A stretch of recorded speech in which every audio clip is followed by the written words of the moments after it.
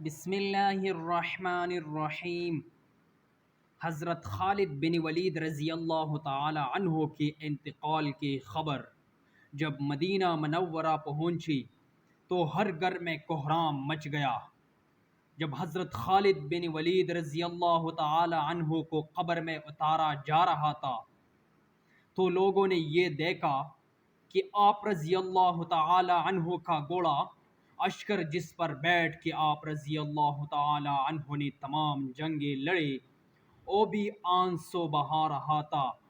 حضرت خالد بن ولید رضی اللہ تعالی عنہ کی ترکی میں صرف ہتھیار، تلواریں، خنجر اور نیزے تھے۔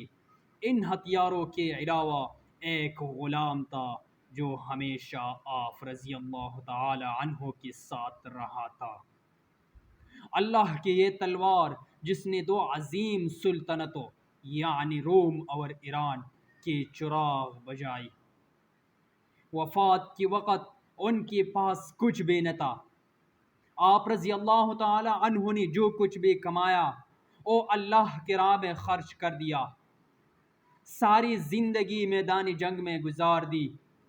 صحابہ رضی اللہ تعالی عنہ نے گواہی دی کہ ان کی موجودگی میں ہم نے شام اور عراق میں کوئی بھی جمعہ ایسا نہیں پڑھا جس سے پہلے ہم ایک شہر فتح کر چکی ہوں، یعنی ہر دو جمعوں کی درمیانی دنوں میں ایک شہر ضرور فتح ہوتا تھا۔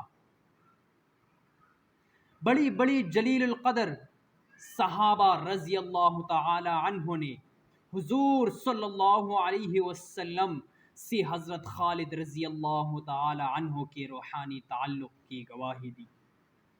خالد بن ولید رضی اللہ تعالی عنہ کا پیغام امت مسلمہ کے نام۔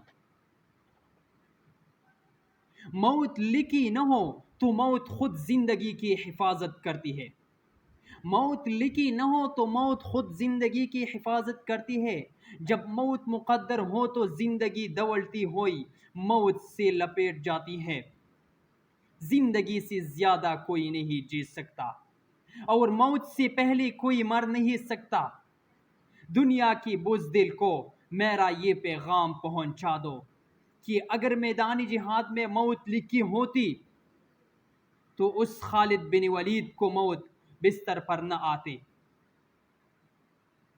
اگر آپ کو یہ ویڈیو اچھی لگی ہو تو پلیز سبسکرائب کریں فار مور ویڈیوز اور بیل آئیکن کو بھی دبائیں تاکہ ہماری ہر نوٹیفیکیشن آپ کو بآسانی پہنچ سکے۔ Thank you.